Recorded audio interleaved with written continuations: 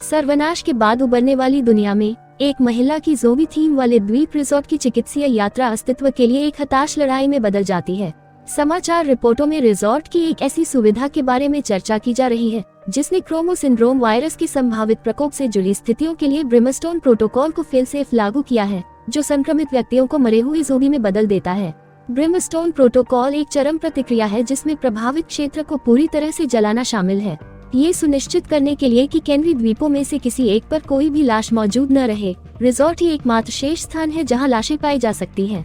यह एक अद्वितीय आकर्षण के रूप में कार्य करता है जो मेहमानों को लाश की शूटिंग के अनुभव के लिए भुगतान करने की अनुमति देता है।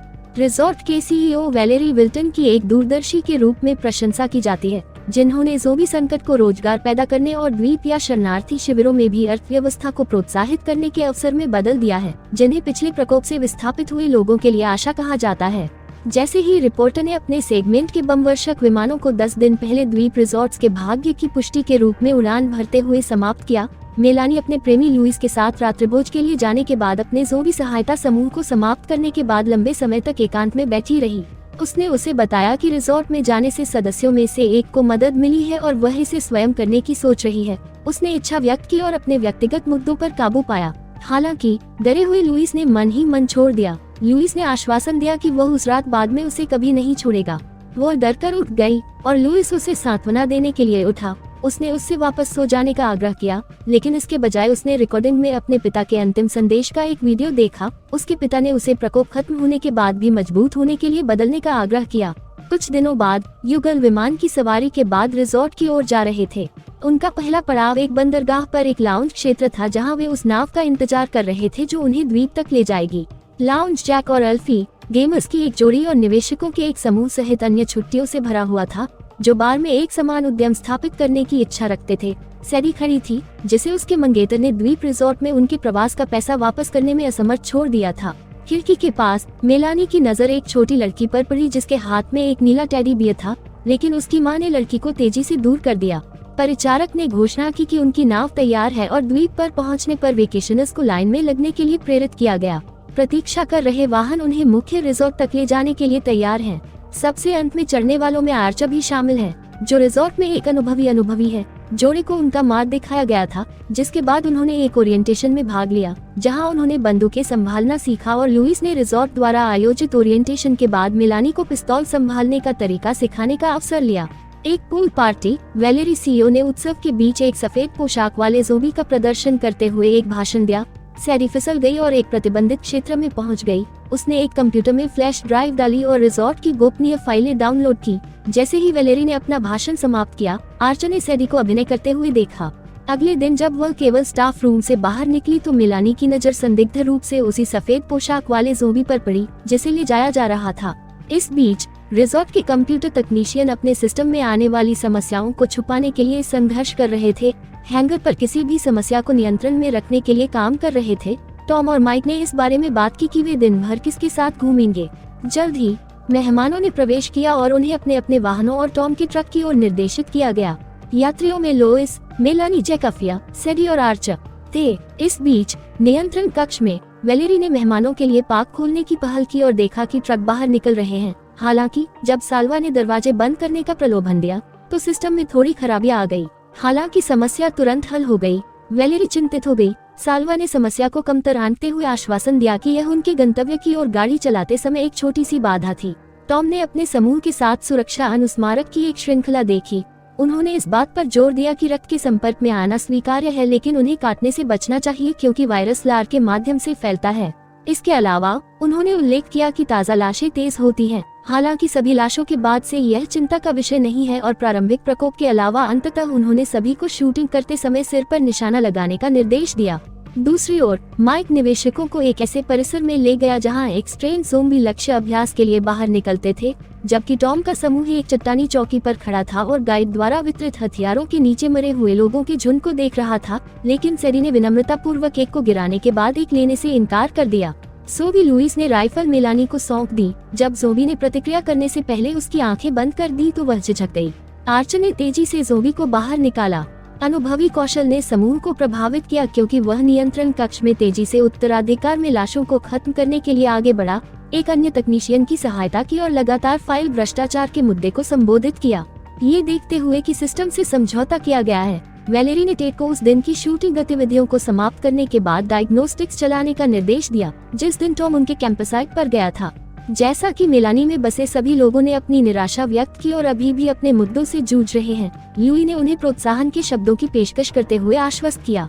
इस बीच आर्च को सैडी के व्यवहार पर संदेह हुआ और उसने उससे सवाल किया कि उसने किसी भी लाश की शूटिंग में भाग क्यों नहीं लिया। उसने बताया कि रिजॉर्ट में उसकी नहीं बल्कि उसके पूर्व मंगेतर की दिलचस्पी थी। आर्च के चले जाने के बाद गेमर्स ने महिला को प्रभावित करने का प्रयास किया और उसकी उदासीनता से बेखबर थे। जैसे ही रात हुई, ट्रेड ने उनकी खोज की कि पूल पार्टी के दौरान अनधिकृत पहुंच हुई थी। चिंतित वैलेरी ने तुरंत सुरक्षा से संपर्क किया। हालांकि कोई भी कार्रवाई करने से पहले सिस्टम एक गंभीर गड़बड़ी का अनुभव हुआ और सेल्वस को नियंत्रण हासिल करने के लिए संघर्ष करना पड़ा। वैलेरी ने एक आपातकालीन घोषणा जारी की, लेकिन गाइड इसे सुनने के लिए मौजूद नहीं थे।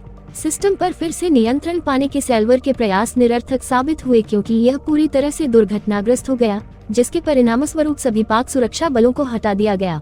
सोबी को मुक्त कर दिया गया और खाड़ी के दरवाजे भी खुल गए, जिससे परिसर में अराजकता बढ़ गई। निवेशक अपने वाहन में जाने के लिए तैयार हो गए। माइक ने एक आवारा जोबी को देखा और तेजी से उसे भेज दिया। हालांकि विचलित निवेशक अपने बगल में छिपे एक और जोबी को नोटिस करने में विफल रहे, जिसने उनके दोस्त को खींच लिया। ये सुनकर कि पूरा पाक अब असुरक्षित हो गया है, वे जल्दी से भाग निकले और अपने दोस्त को पीछे छोड़ दिया। वैलेरी ने सुरक्षा कर्मियों को सभी प्रवेश द्वारों को सुरक्षित करने का आदेश दिया। दुर्भाग्य से अब बहुत देर हो चुकी है क्योंकि लाशें पहले से ही पूरे रिजॉर्ट में उग्र रूप धारण कर चुकी थी। अभिभूत बचाव दल ने सिस्टम की मरम्मत करना छोड़ दिया और भाग गए और उनका सामना मरे हुए लोगों की भीड़ से हुआ। घुसपैठियों में सफेद पोशाक वाला जोबी भी शामिल था, जिसने आश्चर्यजनक रूप से वैलेरी को याद किया, जो उस तबाही से बचने के लिए शरण मान रही थी, जिसे सीईओ अपने कार्यालय में वापस ले गया था। वहाँ से उसने विनाशकारी विनाश को देखा और गंधक प्रोटोकॉल शुरू होते ही देखा। इस बीच अपने कैंपसाइट सैडी कैंप वॉच पर जब मेलानी अपने तंबू से बाहर आई, तो महिला ने उसे सलाह दी कि अभी भी घड़ी को अपने हाथ में लेने और अपना पे साझा करने के लिए बहुत जल्दी है। सैडी ने टिप्पणी की कि जॉम्बी भी अन्य लोगों की तरह ही हैं। मैं जवाब देने जा रहा हूँ। मेलानी ने जॉम्बीज के प्रति अपनी नफरत व्यक्त की और बताया कि कैसे उसने अपने पिता को एक में बदलते हुए देखा। सैडी ने एक अलग दृष्टिकोण पेश किया, जिसमें बताया गया कि जॉम्बी शब्द की उत्पत्ति आत्मा और जॉम्बी के लिए अफ्रीकी शब्द से हुई है। हालांकि इसके नुकसान के साथ उनकी स्वतंत्र इच्छा से उनकी आत्माएं फंस गई, क्योंकि जोबी ने लाशों के साथ दुर्व्यवहार पर दुखी होकर भविष्यवाणी की कि यहाँ तक कि आत्माओं वाले लोगों को भी इसी तरह के अपमान का सामना करना पड़ेगा। उसने मेलानी के कंधे से परे एक जोबी को छिपा हुआ देखा। गोली चलाने के प्रति सैडी की अनिच्छा को देखकर मेलानी ने पूरे समूह को उत्तेजित करते हुए चिल्लाया। आर्चर ने ब्रीच अलार्म टॉम को खुद ही दिया, जिसने खुलासा किया कि इस स्थिति को रोकने के लिए हिडन फेंस लगाए गए थे। फिर उसने ट्रक की स्पॉटलाइट से उस क्षेत्र को रोशन कर दिया, जिससे पता चला कि वे पूरी तरह से मरे हुए से घिरे हुए हैं। घबराया हुआ आदमी तेजी से पास आ रहे ज़ॉम्बीज़ पर गोलीबारी करने लगा।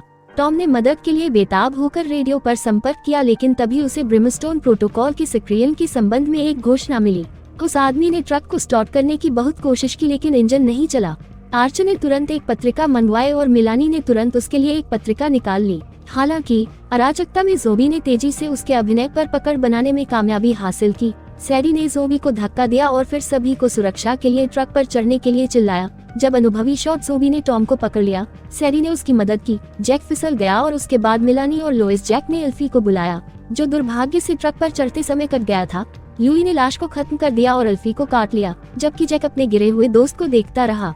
जल्द ही आर्चर ने उन्हें ये जानकर रुकने का आदेश दिया कि सुबह होने पर कोई और खतरा नहीं था। लुइस ने आशा बनाए रखी और मदद करने वाले समूह को आश्वासन दिया कि वह अपने रास्ते पर है। हालांकि टॉम ने उन्हें सूचित किया कि पूरा पार्क बंद है और ब्रिमस्टोन प्रोटोकॉल के कार्यान्वयन तक उनके पास केवल कुछ घंटे बचे हैं।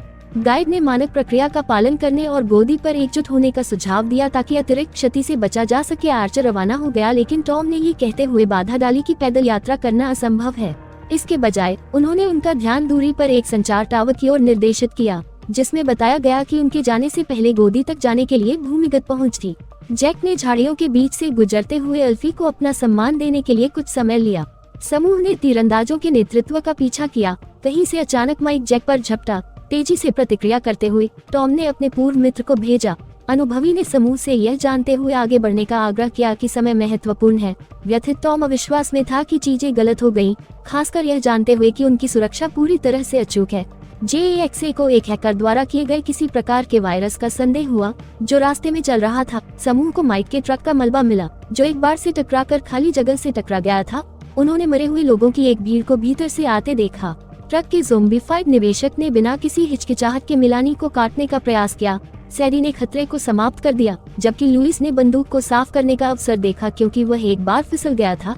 एक बार जब हर कोई सफलतापूर्वक गेट के माध्यम से गुजर गया तो एक ज़ोंबी कह रहा था कि यह स्टीव और टॉम तेजी से प्रतिक्रिया कर रहे हैं।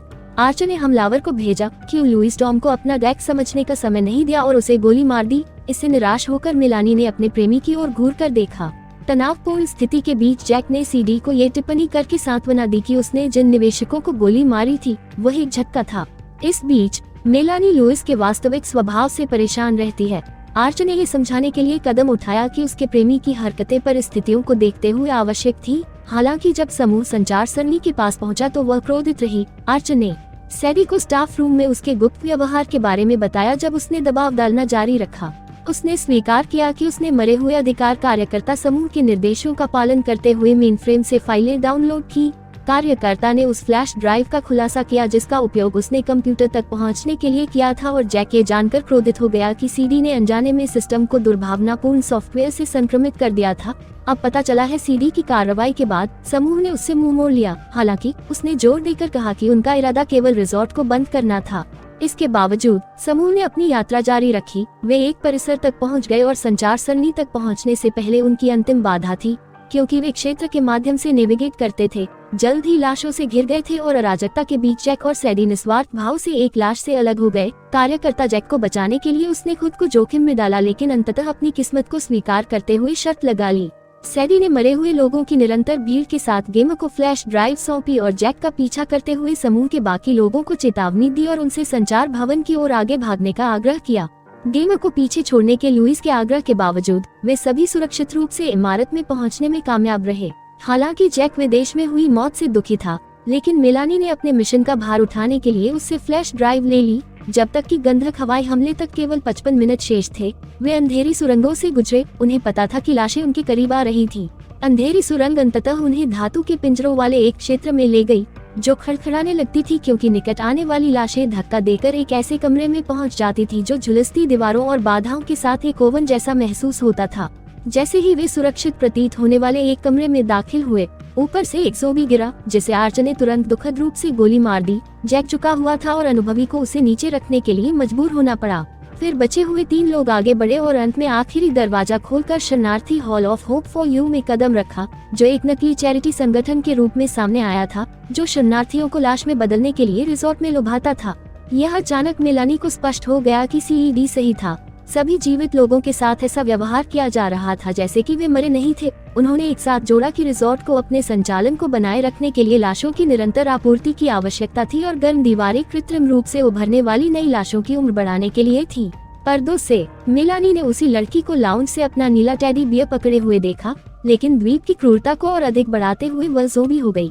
अचानक और अधिक लाशें प्रकट हुई और वे कमरे में वापस जाने के लिए मजबूर हो गए। हालांकि दोनों प्रवेश द्वार अब लाशों से भर गए थे। मेलानी और लुइस गर्म दीवारों की ओर जाने वाले दरवाजे को बंद करने में कामयाब रहे, जिससे किसी और लाश को उस मार्ग से प्रवेश करने से रोका जा सके। हालांकि आर्चर ने रिफ्यूजी हॉल की ओर जाने वाले दरवाजे को बंद करने के लिए संघर्ष किया और मेलानी उनके संयुक्त प्रयास के बावजूद भी उसकी सहायता के लिए दौड़ पड़ी।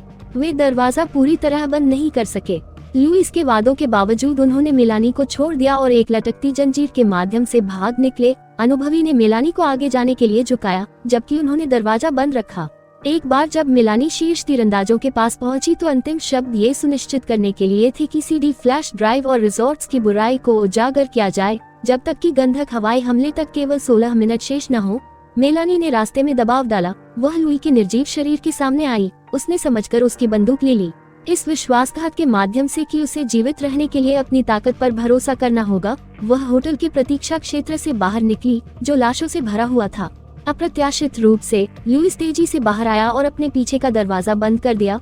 उसने उसे छोड़ने के लिए माफी मांगी और समझाया कि पहले प्रकोप के दौरान ये हर व्यक्ति अपने लिए था। मेलानी ने देखा कि वह थोड़ा सा है और उसने उस पर बंदूक तान दी। हालांकि उसने फिर भी खुद को ट्रिगर खींचने में असमर्थ पाया और इसके बजाय हथियार अपने प्रेमी को सौंप दिया। मेलानी ने उदासी से देखा कि लुइस ने बाद में अपनी जान ले ली। उसने एक मृत अतिथि से एक बंदूक प्राप्त की और कोने के चारों ओर से लाशों के आने पर अपने कदम पीछे कर लिए। मेलानी को अचानक वैलेरी के कार्यालय में खींच लिया गया। सीईओ ने उसे कंप्यूटर के पास स्थित एक आपातकालीन निकास के बारे में सूचित किया, लेकिन उस तक पहुंचने के लिए ज़ोबी का ध्यान भटकाना होगा। मेलानी ने वैलेरी को उसके अत्याचारों के बारे में बताने के लिए क्षण का लाभ उठाया और सीईओ अपने कार्यों को सही ठहराने के लिए पूंजीवाद का उपयोग करता है। एक हताश चाल में वैलेरी ने मेलानी के हथियार को जब्त करने की कोशिश की, जिसके कारण संघर्ष हुआ, जो कि कमरे में भीड़भाड़ होने के कारण आसपास के मरे लोगों का ध्यान आकर्षित करने के लिए हथियार के निर्वहन के साथ समाप्त हुआ। मेलानी सीईओ को अपनी किस्मत का सामना करने के लिए छोड़कर दालान में भाग गई। वह बिखरी हुई लाशों से बचने के लिए बाहर भाग गई।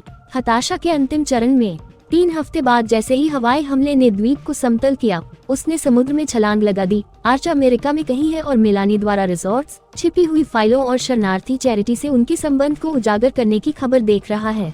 समाचार रिपोर्ट के दौरान मेलानी ने साझा किया कि वह खुद को ठीक करने के लिए रिजॉर्ट में गई थी, लेकिन यह महसूस करते हुए वहां से चली गई कि यह वह नहीं है जिसे ठीक करने की जरूरत है। वह इस बात पर जोर देती है कि ज़ोंबी प्रकोप की भयावहता के संपर्क ने धीरे धीरे लोगों की मानवता को खत्म कर दिया है।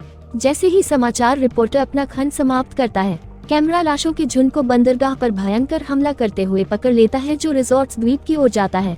अब वैलेरी के लालच और जीवित मानवता के प्रति अनादर के कारण एक बार फिर खतरे में है। इस तरह के और वीडियो देखने के लिए सब्सक्राइब करें, नोटिफिकेशन चालू करें और चैनल की मदद के लिए लाइक छोड़ें। देखने के लिए धन्यवाद।